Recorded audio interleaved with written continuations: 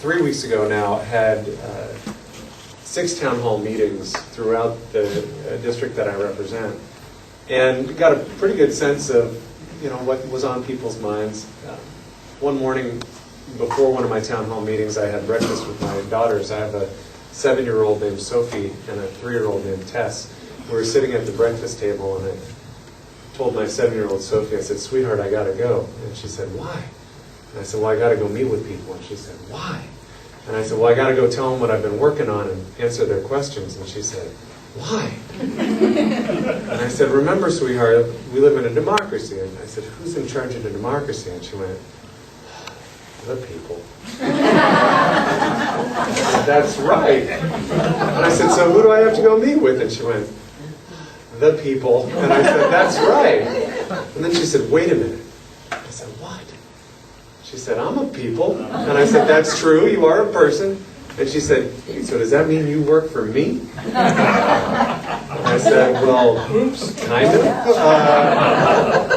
And then she said, "Well, then give me candy." And I looked at my wife and I said, "That, in a nutshell, explains the problem with the federal budget." I'd like to take a minute and talk about some of the challenges we are facing across our country and then certainly here in our region. Talk a little bit about what Congress is and is not doing about those things. Talk a little bit about what I think we ought to be doing about those things, and then open it up to your questions. I want to start by highlighting what I think are two of the really big challenges that we're facing right now. We are coming out of, in a very fragile recovery, the longest and deepest recession since the Great Depression. We are still not up to the point where we have gained through this recovery as many jobs as we lost over the course of that long recession. And so things continue to be very, very, very fragile. I spent my previous decade, before I became the representative for this area, I spent my previous decade working in economic development in Pierce County. And in that capacity, I met with about 200 businesses a year with an eye towards trying to keep them and grow them. And, in my view, the best economic development involves trying to keep and grow the employers you have. Certainly, you're always trying to recruit new employers to the area, but keeping and growing the employers we have is a big part of that. And what government does and doesn't do has a huge impact in that regard. And if you think about some of the sectors of the economy we have, they're certainly impacted by federal policy. So we have historic natural resource-based industries, from timber to fishing to aquaculture, that are certainly impacted by federal policy. We have, in the district I represent, anyone want to guess the largest employer in the 6th Congressional District? Federal government. Federal government. It's actually the U.S. Navy is the largest employer. Primarily the shipyard, but Naval Base Kitsap is our district's largest employer. And certainly federal policy has a huge impact on that, not just for those federal workers, but for the private industry that interacts with the federal government and some of the defense contractors. And I'll talk a little bit about that as well.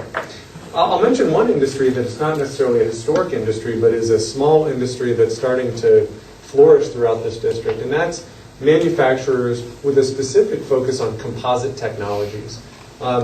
This is everyone from aerospace parts manufacturers to, down in Grace Harbor County, we've got folks that are making safety vests for our soldiers. All of these sort of composite technologies. You've got a yacht builder in Port Angeles. And for some kind of organic reason, you've seen a lot of composite manufacturing companies sort of sprout up on the Olympic Peninsula. And that's, again, an opportunity for us to hopefully keep and grow some of those manufacturers. So the economy is, I think, probably number one in terms of challenges that we face, both at the federal level and in our region. The other biggie is debt, is dealing with the long-term financial sustainability of our country. If you look at our debt to GDP ratio as a nation, it is as high as it's been since World War II.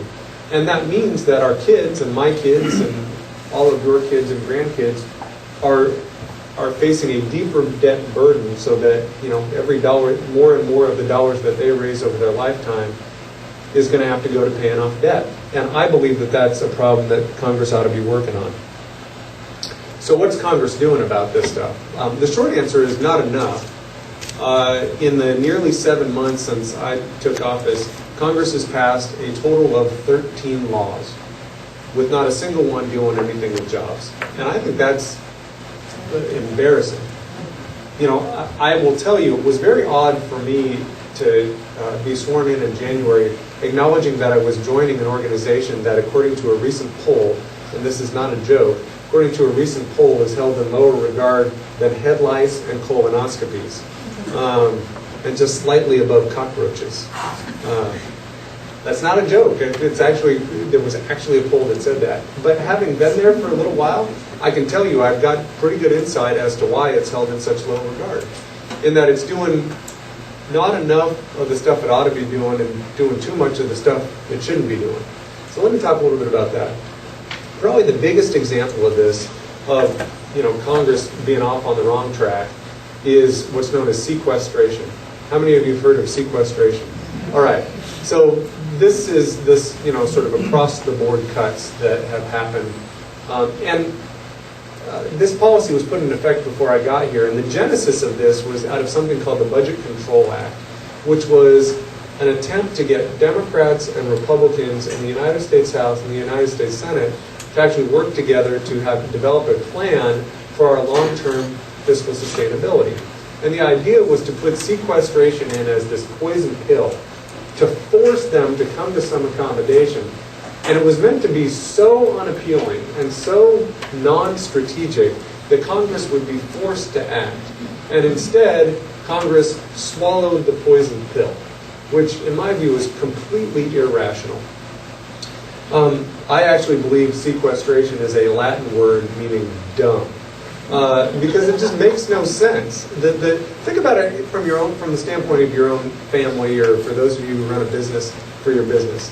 And I will say up front, because I got asked about this a little bit when I've done some of my town hall meetings. Some folks have said, well, shouldn't the federal government be making some cuts? And the answer is, yeah, it should. But here's the problem. Think about it with regard to your own family or your own business.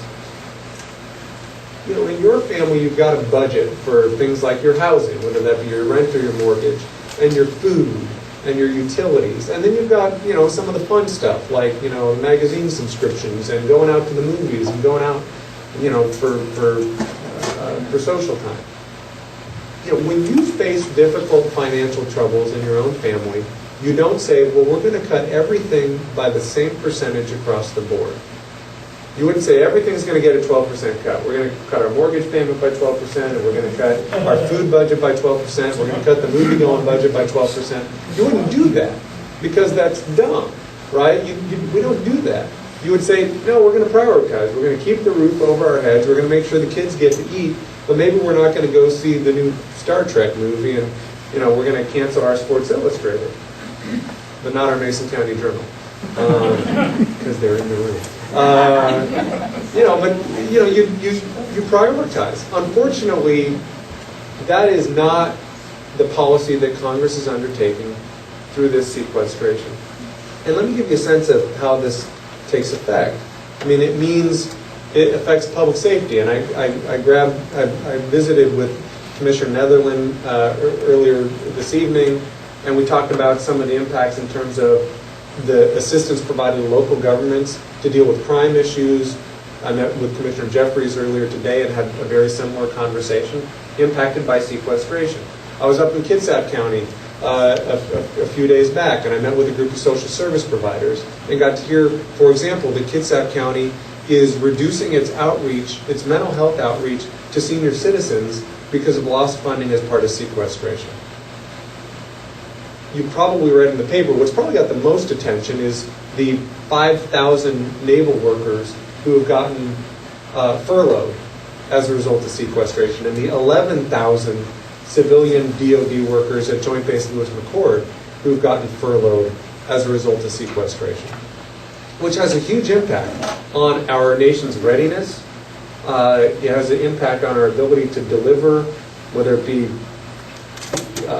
projects out of the shipyard, or whether it be the work that's being done at Joint Base Lewis McChord that's central to our readiness. It is completely non-strategic. I will mention, though, also, it's important to point out that it doesn't just impact federal spending. I did a roundtable with a group of realtors. Are there any realtors in the room?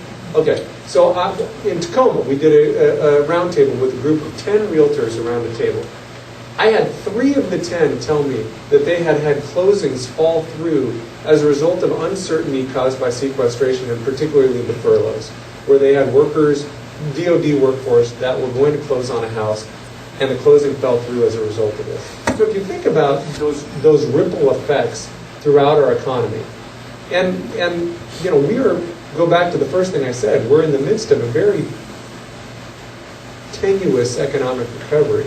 So from my view, Congress should not be exacerbating that problem. I'll mention one other thing on the sequestration front. The first 2 bills that I sponsored were geared towards mitigating the impacts of these furloughs, both with an eye towards helping those impacted federal employees, but also with regard to helping our broader economy, because we're impacted by that. One directed the DOD to take into consideration, so if you're a civilian worker at Joint Base Lewis McChord or Naval Base Kitsap, you require a security clearance to work there. And getting a security clearance requires being able to pass a credit check. And you can see very quickly how losing 11 days pay between now and the end of the fiscal year could influence someone's credit negatively. And so one bill would direct the DOD to take into account the cause of someone's financial problems so that they don't automatically lose their security clearance and as a consequence lose their job. And the second allows them to do something that our country has done a few times before, and that is it lets those impacted federal workers pull from their thrift savings plans, basically pull from their pensions without taking a tax hit. Again, with an eye towards helping them maintain their security clearance, but also making sure that the rest of our civilian economy isn't completely, done under, and having this very tenuous recovery done under as a result of people seeing a very dramatic and very sudden drop in their pay. So we're working on that and got good bipartisan co-sponsorship for those bills. So I talked about what Congress ought to be doing and what Congress is doing and what I thought the big issues are. Let me talk about what I think Congress ought to be doing. First, I think Congress ought to pass a budget. It has been too long since Congress has passed a budget, and that creates uncertainty, certainly for federal agencies who have, and as a consequence, they will confess that they make less strategic decisions because they're operating without a budget. But two, it creates uncertainty in private industry and in the private sector as well. I feel so strongly about this that earlier this year, I voted for something that had a proposal that had a very simple concept. It was a proposal that was called No Budget, No Pay. And it worked on this premise. If Congress doesn't pass a budget, members of Congress should not get paid.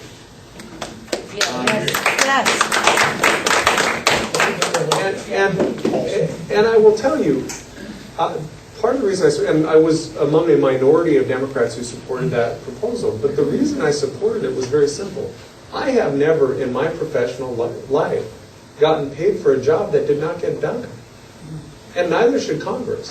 Congress ought to pass a budget and get things moving again. And stop with the kind of partisan bickering and actually focus on what serves the interest of our country. So, how do we do that? You've probably heard of some of the bipartisan groups that have sprung up to look at our nation's long-term fiscal sustainability. There's the Rivlin Group, and there's, all of these various bipartisan commissions that have popped up. And they all pretty much say the same thing, which is this problem is too big simply to tax your way out of it, simply to cut your way out of it, or simply to depend on economic growth as your way out of it. But rather, you need to have a balanced approach to dealing with our long-term fiscal sustainability. So let me talk about what I mean by that. So one of the key levers to pull is on the spending side. If you came back to DC on the average Wednesday, you would find me at a breakfast meeting with a group that's called the Bipartisan Working Breakfast Group. And it's a group of Democrats and Republicans, almost all of whom have checked their snarky talking points at the door, who are focused on trying to actually solve problems together and work together. And the way the meeting works is we spend the first half hour talking about what bills we're working on, and then the second half hour we have a speaker come in and talk to us about a significant problem facing our country. So let me tell you about the speaker we had 3 weeks ago. It was someone from what's called the Government Accountability Office, the GAO. And the GAO puts out a report every year that identifies inefficiencies within the federal government. And they found in this year's report $95 billion of inefficiencies and wasteful spending. $95 billion. I mean, some of it's just like knuckleheaded stuff. Like there's 3 different federal agencies that do inspections of catfish. You know, I mean, just stuff that doesn't make any sense, right? That you and I as just citizens would say, well, that's dumb, we should fix that. And what you found is oftentimes what happens is they do these reports and Congress fails to act on them. So the group that I'm a part of has now introduced, coming out of that, we all got to talking and said, well, you know, at least Congress ought to pick the low-hanging fruit, right? That's easy pickings. Let's do that. And so we put forward a bill that said we should treat these GAO studies, these Government Accountability Office studies, almost like a base closure commission report. Because when they do these base closure commissions, Congress is required to have an up or down vote on those recommendations. So we said, rather than getting this all wrapped around the axle on the broader budget picture, at least let's force Congress to vote on the recommendations of the Government Accountability Office. And so we've got a bill that I co-sponsored that has been introduced now with very good, broad, bipartisan co-sponsorship. And I'm hopeful that we can see it move forward, because that is just one of those kind of common sense, you know, we ought to do that. It almost makes too much sense, right? I mean, we ought to do that. There's one other thing. I wish there was something I could write on, but maybe I'll just draw it.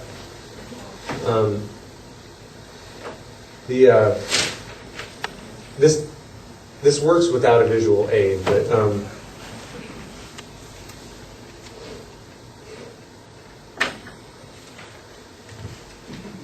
this is healthcare. Would you be willing to hold my chart? All right. So think about healthcare on a 2x2 axis, right? This is wellness, all right? Ideally, you want people to be well and not sick, all right? This is efficiency, all right? Ideally, you have an efficient system where you're not doing a bunch of tests and procedures that don't need to get done, rather than an inefficient system that wastes a lot of money, all right? You with me so far? Okay, so here, and there's good examples of the good and the bad, all right? So let me give you an example. McAllen, Texas. There was an article about McAllen, Texas a few years back. McAllen, Texas is in the bad performers quadrant, all right? They have a super sick population there, and they do like twice as many heart procedures, 3 times as many spinal procedures, and everybody's still sick as a dog. And what they found is people do more and more procedures because if you're a medical provider, you don't get paid when you don't do procedures. So what's the incentive to do? More procedures, right? So that's McAllen, Texas. Let me give you an example of a good performer. How many of you have heard of the Mayo Clinic? All right? So Mayo Clinic has really healthy patients, and they do fewer procedures. Actually, on average, they do fewer procedures than anybody else. So why do I mention this? Well, here's the big deal. If you move the lowest, this is according to the Journal of the American Medical Association, if you were able to move the lower performing quadrant into the higher performing quadrant, you save 30% under Medicare and Medicaid. That's big game hunting when it comes to dealing with our long-term financial obligations. So one of the things, thank you, I'm sorry. I thought it really made the explanation better though, didn't you? Can we give him a round of applause? Thank you. You're a good teammate. We should go on the road together. A little soft shoe or something. But that's a big deal. And so one of the groups that I'm a part of is meeting periodically to figure out how do we move the needle on that. And there are some ideas out there, things like accountable care organizations and other models that actually drive toward a more efficient model that's focused more on keeping people well rather than doing more and more procedures that make an inefficient system and don't necessarily make people any healthier. So that's, I mentioned that is not a, that's not a turn that puppy on a dime kind of solution, but that's something that over the long haul can make a really big difference, not just within our healthcare system, but in terms of dealing with our long-term financial obligations. So that's on the spending side. Let me talk about revenue. There's currently a bipartisan conversation happening in our nation's capital around tax reform. How many of you are professional importers of Chinese ceiling fans? All right. No, me neither. So I mention that because, for example, there is a tax break on our IRS tax code if you are a professional importer of Chinese ceiling fans. There are tax breaks for if you are the owner of professional racehorses, or if you want to outsource jobs to another country, guess what? You can get a tax break for that. That is something that needs to be fixed.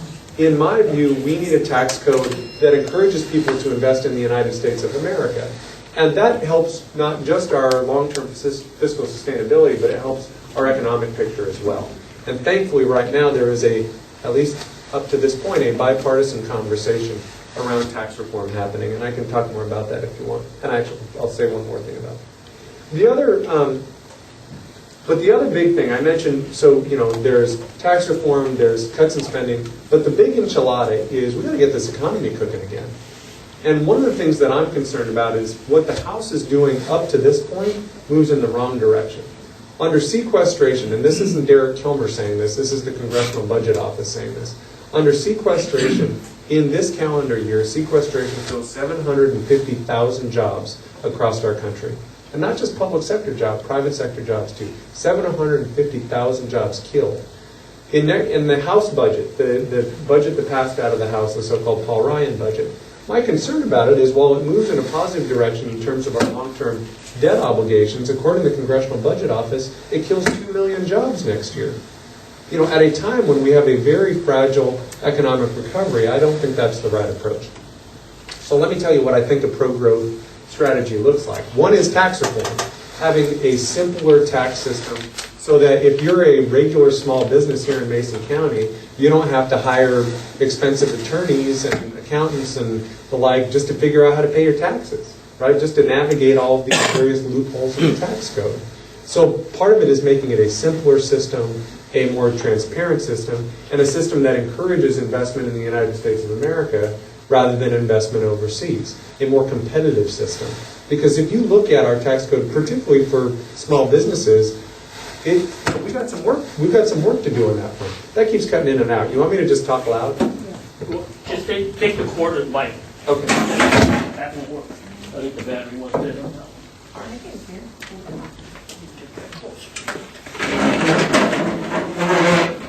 I'm going to try not to break it. Yeah, right? We're all going on the road together. All right. So tax reform is part of that. Trade is part of that conversation too. The Obama administration is currently undertaking a conversation around a couple different potential trade deals, including one called the Trans-Pacific Partnership.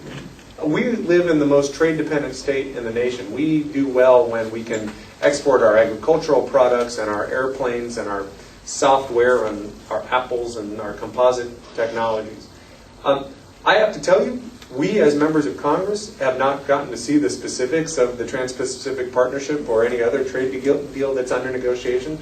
So I can't tell you yet what I think of it because we haven't seen the specifics of it. My litmus test is this. Does it serve the interests of the United States of America? Does it help us grow jobs and grow opportunities here in the United States? And so we'll see. There's a good chance that we'll see the specifics of that coming up this fall. Infrastructure matters, and particularly port and export related infrastructure because we're seeing more and more growth opportunities that are stemming out of exports. And so, in the district I represent, I think we have 19 ports in the district that I represent. And so port and export related infrastructure is very, very important we do well when we help our ports export. We do well when we make investments in roads, and heavens knows we saw that in real clear form up at the Skagit River Bridge with that bridge falling in. Infrastructure investment matters, not just from a safety, and I think it's a complete miracle that no one died in that situation. But that investment matters not just from a safety standpoint, but it's really big from an economic development standpoint too. And I can say that as someone who worked in economic development for the previous decade.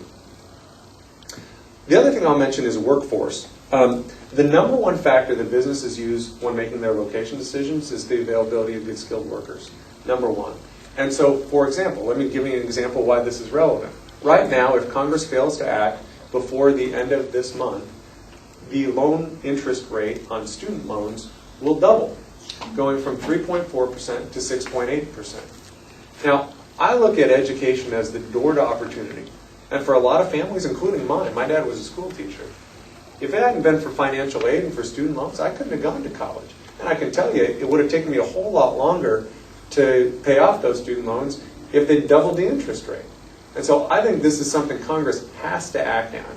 Now, the House voted on a proposal that was ostensibly to solve this problem. Unfortunately, the proposal we voted on would have more than doubled the interest rate on student loans, which in my view doesn't actually solve the problem. So my hope is that we see Congress take some action on this, and I've actually sponsored a bill that would try to lock in that lower rate, because I think we've got to provide those opportunities for young people and for our economy. Not every job is going to require a college education. But if you look at where most of the industry growth is happening, more and more jobs will require at least some post-secondary education, whether that be a college degree or a certification. Part of that equation also means making sure that we're easing the pathway for those who are leaving the military to enter the civilian workforce. We are a stronger region because we have a large population of military families and veterans. It is a strength for us. And making sure that we smooth that transition is really important. And I can give some examples of that, but I don't want to spend too much time talking. In fact, let me just mention one other thing, and then I want to open up because I feel like I'm running a little long. There's another couple bills that I've sponsored on the workforce side, and I can talk to you about the specifics of it. Actually, one I'll mention really briefly. One is something you may have heard about because I worked on it when I was in the state legislature. I worked on it with the Association of Washington Business, our state's Chamber of Commerce. And it was something that was called lifelong learning accounts. And it was basically, think about it almost like a 401k around workforce development, where an employer, and it's optional, it's an optional employee benefit, where an employer could choose to provide an account where the employer would pay into it and the employee would pay into it, and the money would go towards helping that employee invest in their own workforce development. So they could go and either get a new certification, or if they lost their job, it would be portable, just like a 401k, so that they could pursue retraining opportunities. That's something that we did in this state in partnership with the Association of Washington Business. We passed that last year. And this is something that would kind of take that to the next level, where the federal government would also, just like with 401ks, provide some tax benefit to the employer and to the employee for making that investment. And we've gotten great support for that. A lot of the national skills organizations have really shown a keen interest in seeing this move forward. So stay tuned. I'm hopeful we'll be able to get it across the finish line. Final thing I'll say is this. How many of you have heard small businesses described as a backbone of our economy? Okay. I've heard that. I like that analogy. I will tell you an analogy I like better. I always think about small businesses like our star running back. If you look at how we generally make it out of recessions, it's not the big guys that are scoring the touchdowns. It's the little guys. It's our small businesses like we've got here in Mason County. And if you look at how we've come out of this recession, I think too often our star running backs are getting tackled at the line of scrimmage. I think part of the role of the federal government and of the state government is to do some blocking for our star running back and to call some plays for our star running back so they can score some touchdowns. And that means dealing with the tax code so that we have a tax code that's competitive for our small businesses. It means having a regulatory environment where businesses don't feel like they're shooting at a moving target. It means making sure that they have access to capital. I started my morning with a group of credit unions just down the block, including Peninsula Credit Union, and looking at how we can provide greater access to capital for our small businesses. It means helping startups, and in fact, we've been working with the SBA on a proposal to provide basically an incubator type of model using some of the surplus federal buildings to serve as incubators for our small businesses.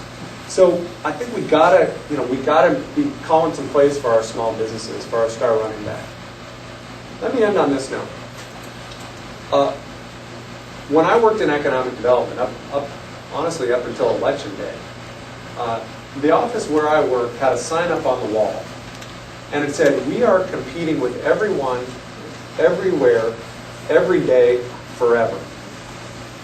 I think that's a pretty good ethic when you think about our nation's competitiveness. You know, we are competing with China and India and you're all over the world. We are competing. And the decisions that get made and don't get made in our nation's capital have a real impact on our competitiveness as a nation. That's concerning to me, not just as your representative, but as the dad of 2 little girls. Because I want to make sure that they have opportunity, that all of our kids have opportunity, that our regions, I don't want our region's greatest export to be our kids. And so we've got to get in the game when it comes to that competitiveness. And part of that means, we got to focus on progress rather than having Congress so focused on partisanship. I have to tell you, in my old role, so I spent 8 years serving in the state legislature. I knocked on 52,000 doors over the previous 8 years. I've knocked on a lot of doors. I mean, Randy can talk about it. When you run for a local office, you mostly stand on people's porches and you talk with them. And here's my observation.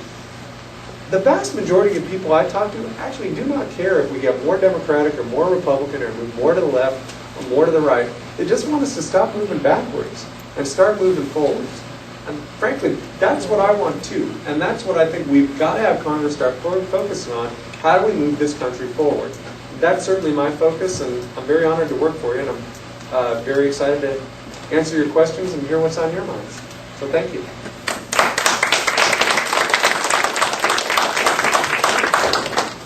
You and then you. One of my big pet peeves is the Congress would exempt themselves from all the laws, whether it's medical, retirement, pay issues.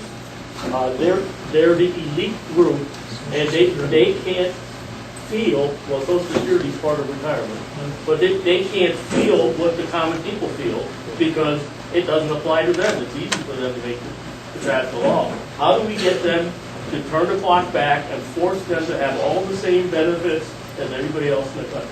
Or the other way around. Yeah. We could have the health benefits that they have. Yeah. I mean, I function on a basic ethic, which is that public servants should lead by example.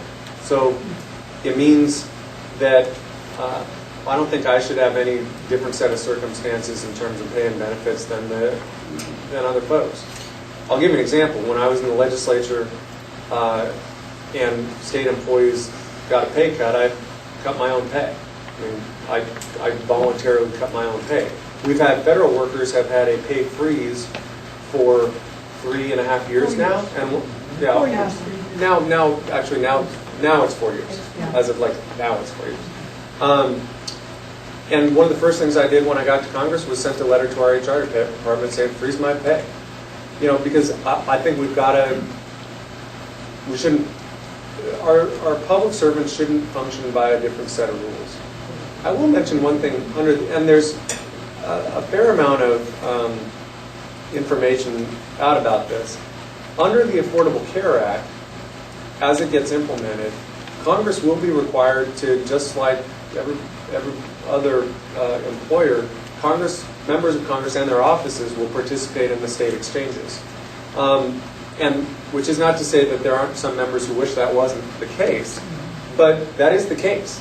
That was part of the Affordable Care Act that passed, and frankly, I think it's appropriate that Congress should play by those same rules. You asked kind of how to deal with that systemically. I think part of it is, one, you have to hold your own leaders accountable. And frankly, that's why I come and do things like this, and why I do town hall meetings and go and talk to Rotary clubs and other groups, is I think part of my job is to, for good or for bad, kind of give you a sense of what I'm working on and answer your questions. And you may agree with me or disagree with me, but part of my job is to be accountable to you and to shoot straight with you. A few weeks back, I got my hair cut, and my barber said, you've begun to, you're thinning. You're beginning to lose your hair. And I said, I have a choice of barber. And my barber said, my barber said something very funny in response, which was, Derek, I can either tell you the truth or I can tell you what you want to hear. I can't always tell you both. But my job is to shoot straight with you, and sometimes you'll agree with me, hopefully. Yeah. I'd like to go back to the issue of student loan debt. Yes. And just to give you a quick background, I graduated law school over 10 years ago and moved here 2 years ago, and I'm licensed in Washington now. And I've been working remotely to Florida for 2 years because I cannot get a job in Washington State because I'm competing against everyone from around the country where there's no jobs. My student loan debt is my second largest bill behind my mortgage. Wow. So my question is, it seems to me that whenever Congress takes up the issue of student loan debt, Yeah. they seem to work on it as a separate issue. And that seems to be a lot of what I hear coming out of Congress. Instead of working on it in conjunction with the economy, the job market, Yes. they're not working on it with things, they're working on it as if it's a separate issue, and it's not. Yeah. And I'm now to the point where I have a 22-year-old son who has said to me, why should I finish college when I'm not going to be able to get a job and pay a loan? And then they're going to garnish my pay and my tax returns because the federal government gets their money no matter what. How can we convince Congress to start working on these as simultaneous issues instead of separating them out? And it seems to me they do this with a lot of issues. Instead of separating them out into separate issues, to see the big picture of everything is on a line and everything affects everything else. Yeah. It's a really good, it's a very good point. Here's what I'd say about that.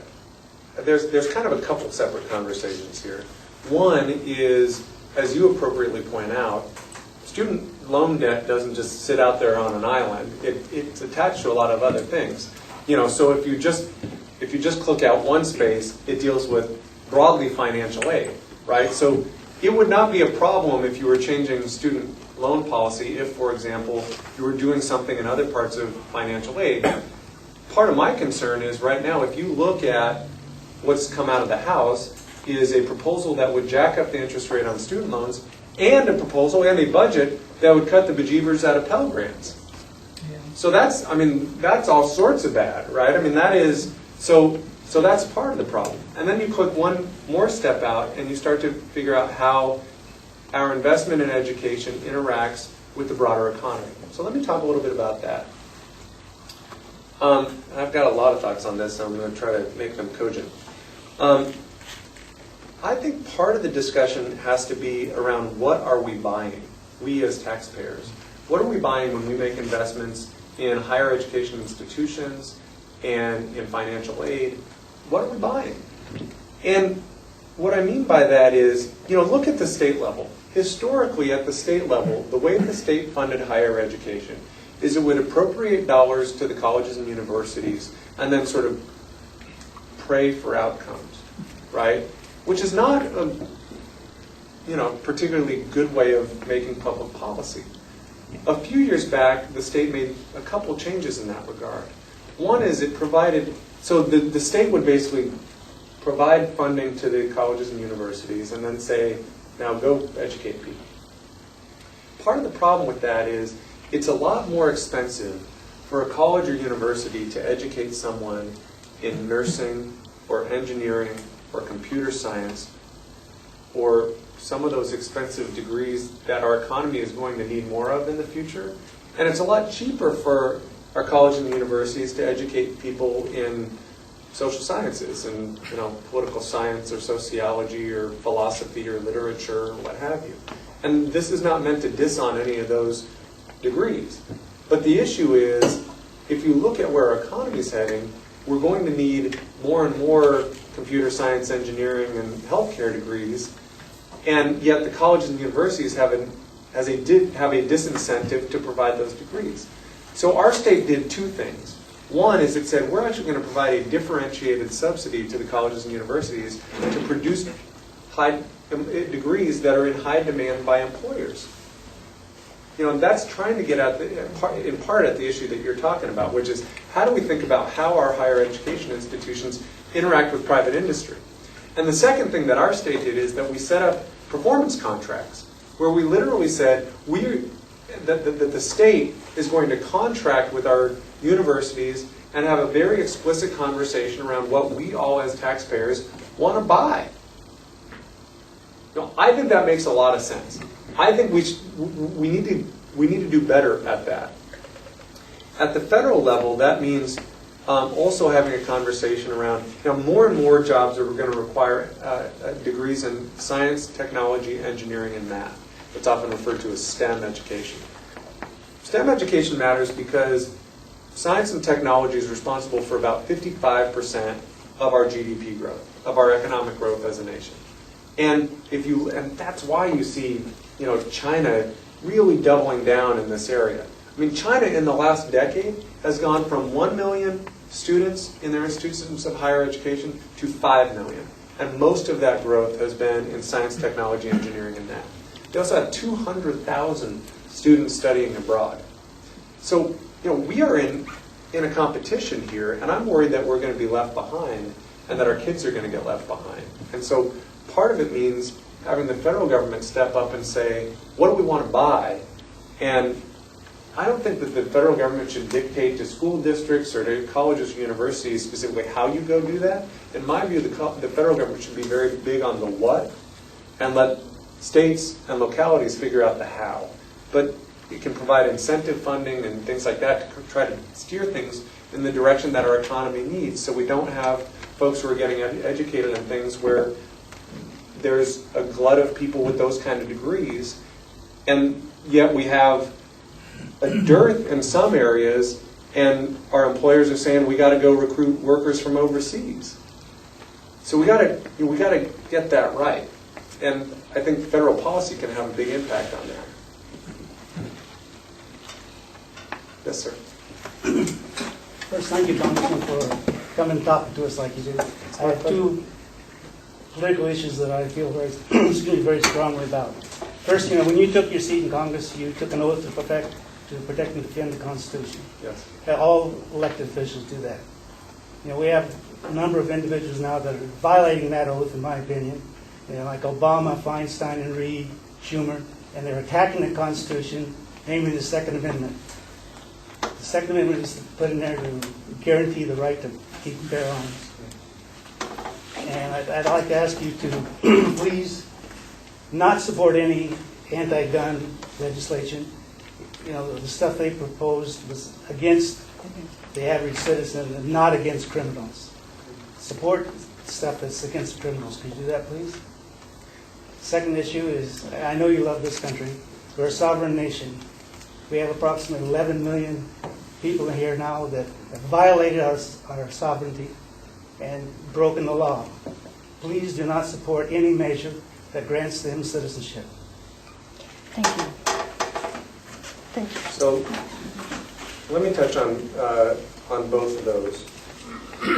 I think so let me start on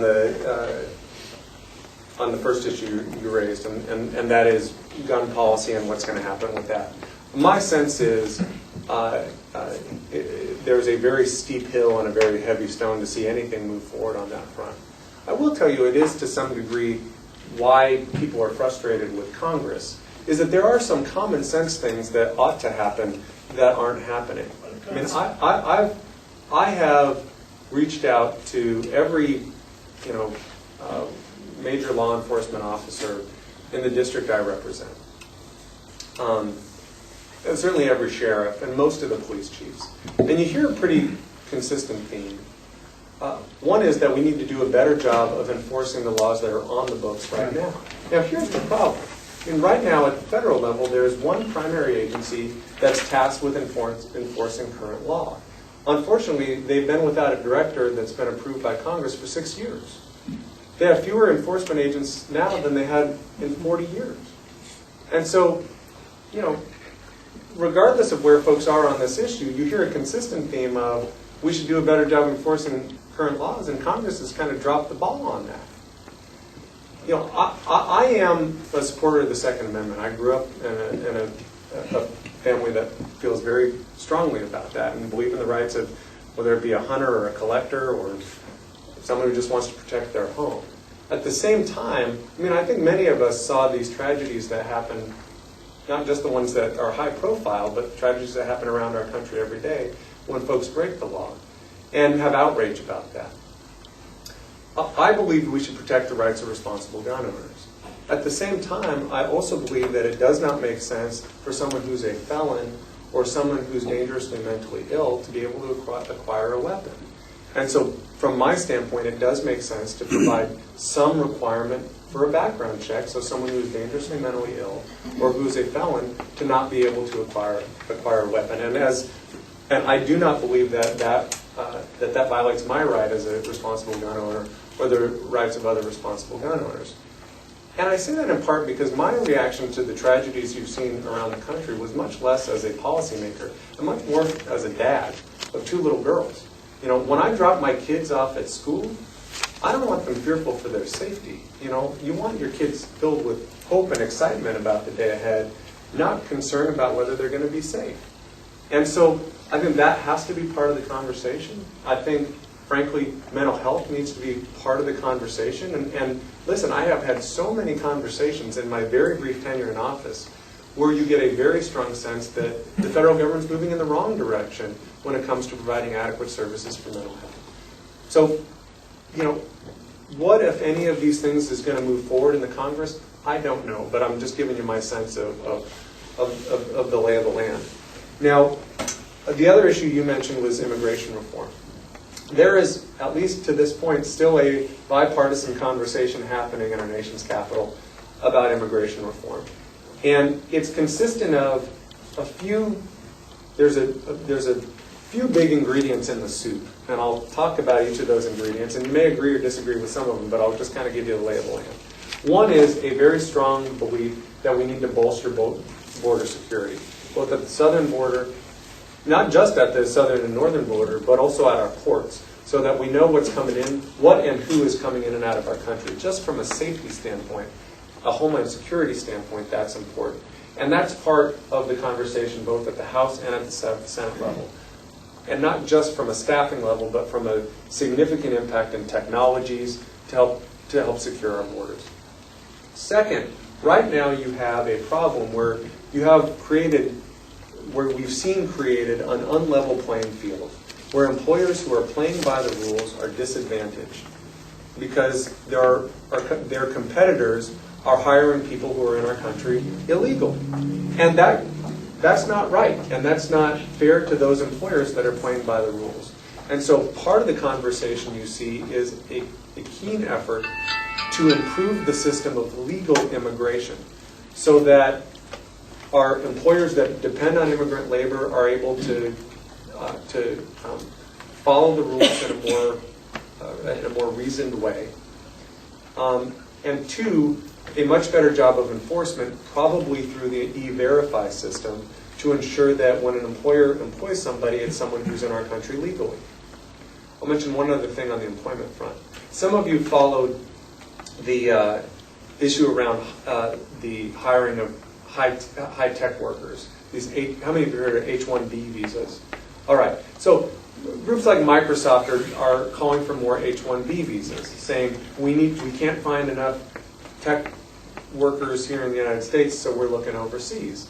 Now, one of the things they're doing that's part of this conversation that I think is a good idea is they're jacking up the rate to pay for one of those H-1B visas, and they're plowing all the money into providing science and technology education for American kids, so that our major employers aren't going to depend on people from overseas to fill those jobs, but rather that we're producing those jobs out of our own kids. And I think that's the right approach, to plow more of those dollars into educating American kids. So what are you gonna do about it? So What can you do to help us go through that? So, What can you do about it? so specifically, what that proposal does is it says that temporarily they'll increase the number of H-1B visas that are allowed so that you see some of these employers be able to fill their needs. I mean, I just met with a company in Tacoma that just had open more than a dozen jobs for more than 6 months, primarily with very kind of unique technical skills. But as part of that agreement, I think what you're going to see happen in Congress is an effort to raise the fees associated with getting an H-1B visa and putting those dollars into educating American young people, particularly in these areas that are in high demand from our employers. The other, so that's another piece of the equation.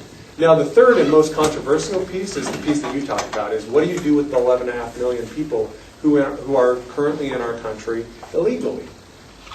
I think the sense that you're going to see out of Congress is that it does not make sense from a resource standpoint to try to find and deport 11.5 million people who are here. And rather, what you're likely to see is some semblance of what's being called a pathway to citizenship, which will involve moving to the back of the line, probably having to pay back taxes and fines and penalties, having to learn English, having to pass a background check, and then working your way through the system of becoming a legal resident of our country. And right now, that is a proposal that we expect soon to see probably 70 votes out of the U.S. Senate, and probably a similar proposal put forward in the U.S. House. I think that's probably the right approach. I mean, listen, I believe we are a nation of laws. And it's important to modernize our laws to keep up with today's reality. I also believe we're a nation of immigrants. I'm the son and grandson of an immigrant from Holland. And so it's that balancing act of trying to modernize our laws to keep up with today's reality and to recognize that we're a nation of immigrants. But they violated our laws. We have immigration policies in place that they have violated. If anything, they should get a permanent green card, but never citizenship. And you've seen some debate on that in the Congress. I mean, the question becomes, I think that there's general consensus that it does not make sense to try to identify and deport 11.5 million people. I'm not saying that. And so then the question becomes, what do you do? Do you create some second-tier status? I think what you're going to see come out of the Congress is a pathway to citizenship. Yes? Good to see you. Good to see you. Normally I'd be here talking to you about education issues. That's where my passion is. Right now I'm going to talk to you about my paycheck. Yep. I'm a federal employee. I'm going to lose 11 days of work. I want to be at work.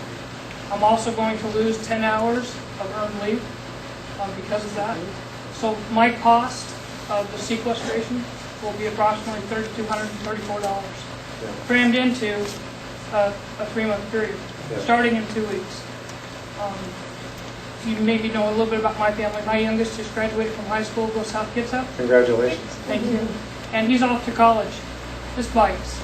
It really hurts. You bet. What bites more about it, though, is I understand the silliness of sequestration. The rule you guys put it out there to say, if we all can't get together and come up with a solution, we're going to do this really bad thing all together. The problem is, y'all didn't do it fairly. Yeah. Y'all are picking and choosing now where you're going to have sequestration hit. My peers, I work for a command that's not PSNS IMF. Yes. I'm going on furlough. My friends, and I'm glad that they're not going on furlough. They're going on furlough. The FAA was going on furlough, isn't going on furlough. Yes. Other entities. Sequestration is not hitting across the board, and I'd like an explanation as to why. Yeah. And then I would like to talk to you really briefly about education.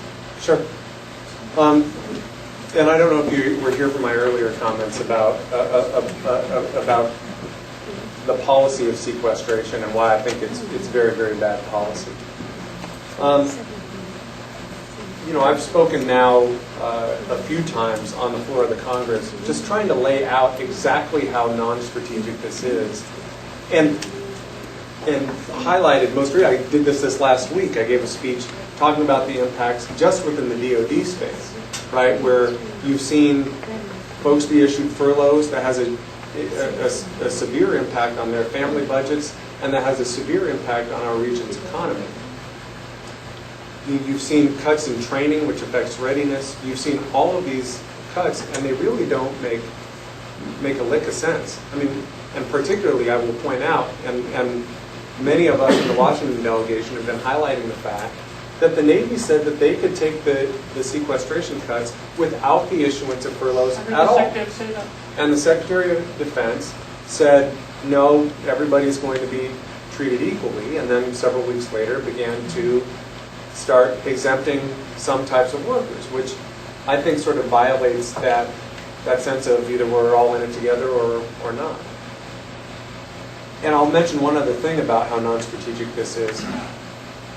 They're even furloughing people out of the working capital fund, who are funded out of the working capital fund. I don't know if you... I worked in a working capital fund for 6 years. Right. I don't now. Yeah, so they're issuing furloughs for folks in that regard, where you're basically getting funded for project work.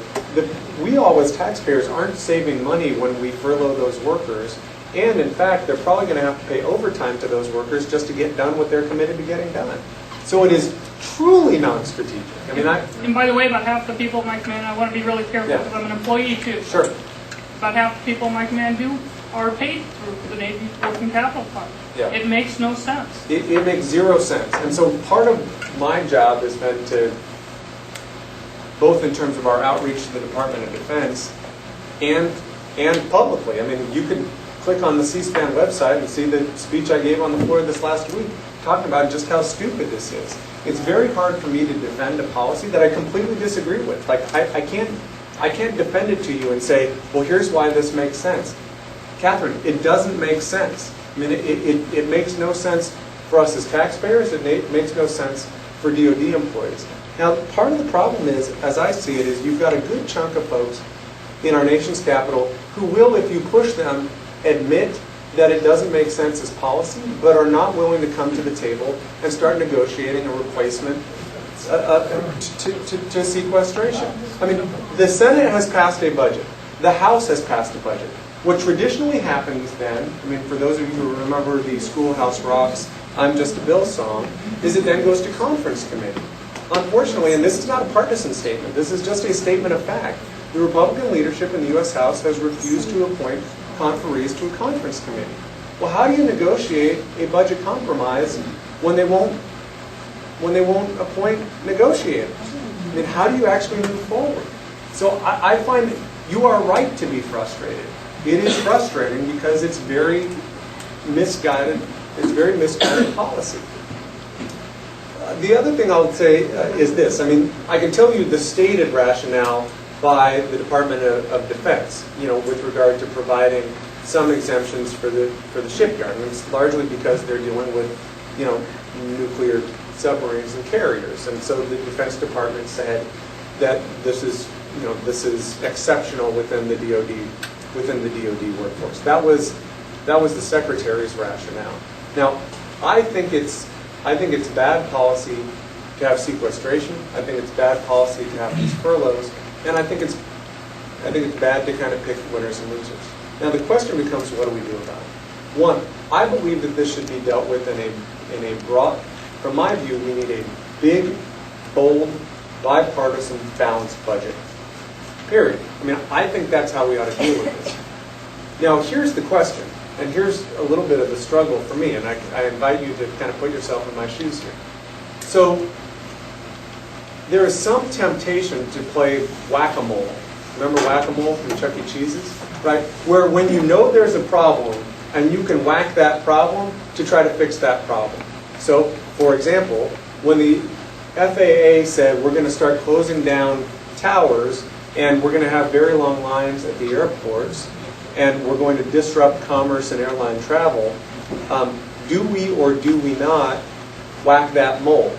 Now, when it was put in front of me, I had a choice. I could either hold my nose and vote no and say, no, we're going to allow long lines at the airport and forget about it, or I could hold my nose and vote yes and say, it's not the big, bold, bipartisan, broad solution that I think we ought to be, but at least we're going to solve a problem that I know exists. I chose to whack that mole. But honestly, I could make the argument for the other side of that vote.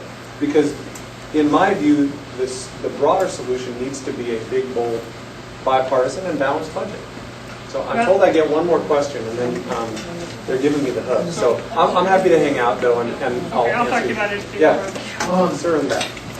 Well, first of all, I'll get one in the back. you know, I graduated from a community college.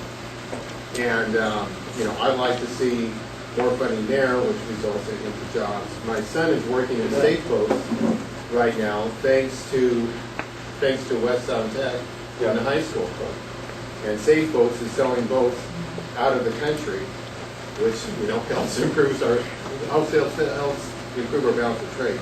On immigration, I travel to Mexico occasionally, and there's Americans working in Mexico, some illegally, some legally. Meanwhile, there's Hispanics that are part of our economy, producing brush and for our floral industry. So, you know, I would like to see positive immigration control, or in effort. On more specifically on one here is the Wild Olympics proposal. You know, on the face of it, it sounds good. We're going to take forest land and we're going to protect it. What's it actually doing, though? It's taking forest land it's taking private forest land and it's pulling it out of production. These lands could be used to harvest timber, create jobs. Meanwhile, on the recreation end, it's going to limit recreation activities. So, for mountain biking and for dirt bike riding. Yeah, I just, when you mention these government things that don't make sense right now, this is one of them. We need to be focused on jobs. We need to be focused on immigration. We need to be focused on education and not locking up productive forest land. I appreciate you being here. And, You bet. I'm glad. Thank you. Why don't I touch on a couple of the things you talked about, and then they're going to give me the hook. No, we're not. Someone is. So let me start where you ended, and that is, I've actually spent a lot of time over the last 6.5 months meeting with the proponents and the opponents of Wild Olympics, and with the Forest Service and with others. And because I'm in the unique position of I was not involved in the construction of that proposal, and now that I'm stepping into the shoes of someone who was involved in that and who sponsored a bill in that regard, we're getting a good amount of communications on all sides of that. Let me give you my sense of it. And I will correct a couple of things you said, at least with regard to how it's been formulated now. So the proposal that was brought forward by Congressman Dix and Senator Murray actually did not have any impact on private land. It was only associated with the federal forest land, which, don't get me wrong, there are folks who still have concerns about that, but it does not affect the private timberlands. In talking with the Forest Service, by and large, the areas that they're looking at protecting are not part of the harvestable timber base, and that's been a large part of the conversation that I've been having with the Forest Service to try to get a broader understanding of that. I mean, what the proponents are advocating is trying to protect some of the environmentally sensitive areas, both within the federal forest and around what they're referring to as wild and scenic rivers. And the argument is not simply from an environmental standpoint, it's actually from an economic standpoint. So if you think about some of the primary proponents of this, the folks who've reached out to me are, for example, Taylor Shellfish, which is a pretty large employer in this county, who believe that if you protect streams upland, you're protecting their shellfish beds downstream. They are arguing for this from an economic standpoint, not from an environmental standpoint. Some of the river guides and folks that are concerned around salmon recovery are arguing it from an economic standpoint. Now, part of my interest is in trying to have a broader conversation around land use on the Olympic Peninsula. I mean, some of you know this and some of you don't. I grew up in Port Angeles. And part of the reason that I spent the last decade working in economic development is because when I was a kid, when I graduated high school, was right at the height of the spotted owl crisis. I saw a lot of my friends' parents lose their jobs. I saw a lot of my neighbors lose their jobs. and had a huge impact on me, so much so that I spent my last couple decades trying to figure out how do we create more jobs on the Olympic Peninsula.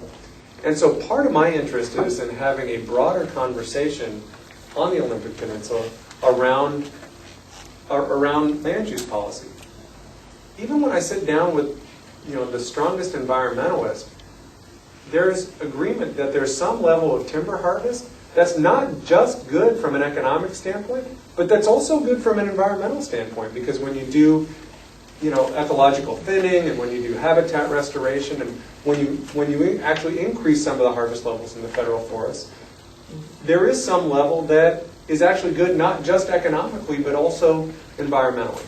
And so part of my challenge is trying to find where do you set those dials where you find the sweet spot, where you're doing both what's best for where you're protecting those areas that make sense from an environmental standpoint and from an economic standpoint, but also how do you set timber policy so that you're both protecting the environment and growing jobs on the Olympic Peninsula, which is very, very complicated, which is why it's taken me a lot of time. But I'm trying to give you a sense of we're spending quite a lot of time trying to navigate this issue and figure out what's best, not just for the environment, but for the economy.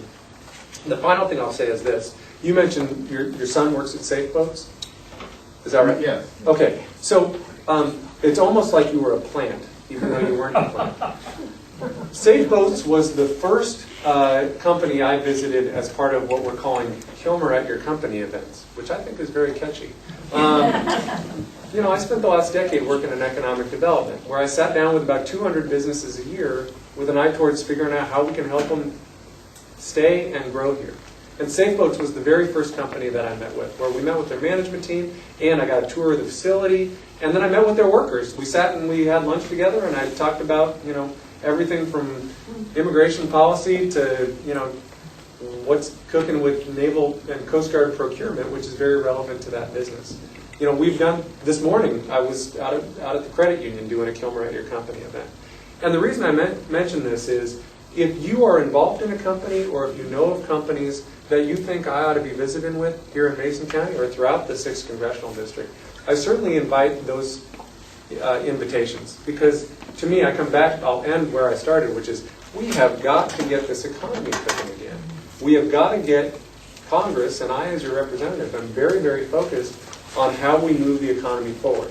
And frankly, that does not happen from large marble buildings in Washington, D.C. It happens on the ground here. And so I invite you, if there's companies that you think would have an interest in having me come out and visit, I'd sure like to do that.